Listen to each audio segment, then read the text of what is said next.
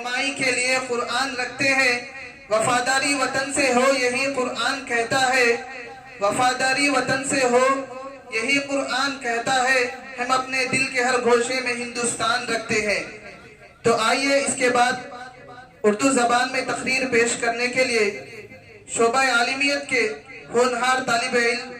حافظ شیخ ارسلان سلمہ اسٹیج پر تشریف لائیں اور محفل کو محظوظ فرمائیں۔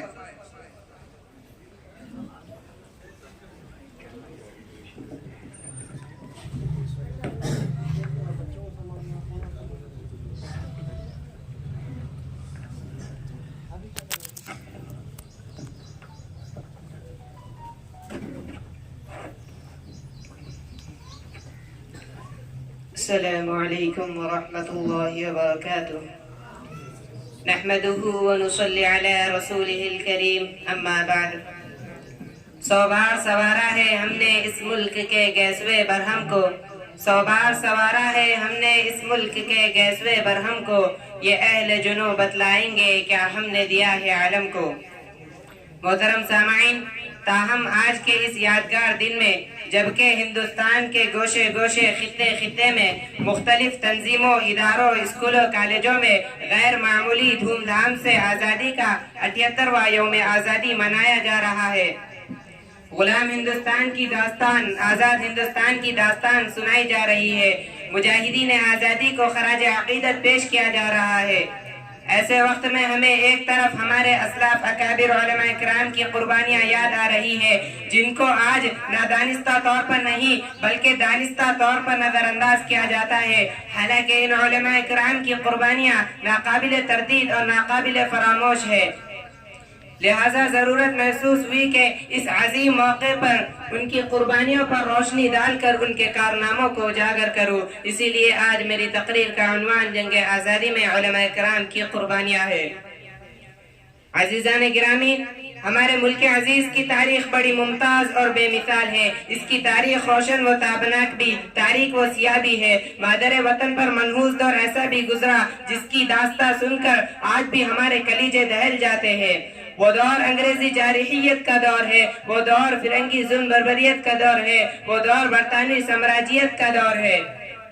محترم سامعین، اول تو برطانوی چال بازوں نے اپنے چالاکیوں پالیسیوں کے ذریعے ہندوستان میں تجارت کی اجازت حاصل کر لی تھی، لیکن عدل و مساوات، اخوت و بھائی چارگی کے مجسموں کے سامنے ان کے چالاکیوں کا راز ظاہر نہ ہو سکا۔ ان درندوں نے شہر کلکتہ میں ایسٹ انڈیا کمپنی قائم کی اور اس کو ذریعہ بنا کر ہندوستان کی سرزمین پر ناجائز قدم جمانے کی ناپاک کوشش کی اور اپنے منصوبے میں کامیاب بھی ہو گئے۔ پھر انگریزوں نے ہندوستان کو ایسے مظالم کا نشانہ بنایا جس کے تصور سے ہمارے جگر پھٹنے لگے۔ الغرض 1803 میں انگریز فاتحانہ دہلی میں داخل ہوا۔ اس وقت برطانوی طاقت کے خلاف، انسان کا حیوان کے ظلم کے خلاف آواز اٹھانے کے لیے کوئی تیار نہیں تھا۔ ایسے وقت میں شاہ ولی اللہ محدث دہلوی رحمۃ اللہ علیہ کے فرزند شاہ عبدالعزیز محدث دہلوی رحمۃ اللہ علیہ نے سب سے پہلے انگریزوں کے خلاف فتویٰ دیا اور ہندوستان کے دارالحرب ہونے کا اعلان کر دیا۔ یہاں سے علماء کرام کا انگریزوں کے خلاف مسلسل احتجاج اور مستقل جد و جہد شروع ہو گئی اور علماء کی رات کی نیند دن کا چین ختم ہو گیا، اور انہوں نے یہ بات ٹھان لی تھی اور عزم مصمم کر لیا تھا کہ جب تک ہندوستان کو انگریزوں کے ہاتھ سے آزاد نہیں کرا لیں گے، چین کی سانس نہیں لیں گے۔ معزز سامعین، علماء کرام کی بہت ساری محنتوں، علماء کرام کی بہت ساری کوششوں، کاوشوں، محنتوں، قربانیوں کے بعد یہ ملک آزاد ہوا۔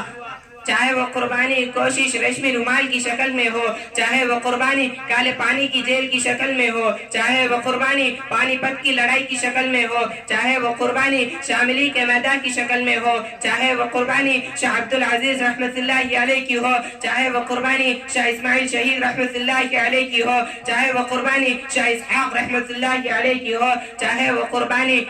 علماء پور صادق،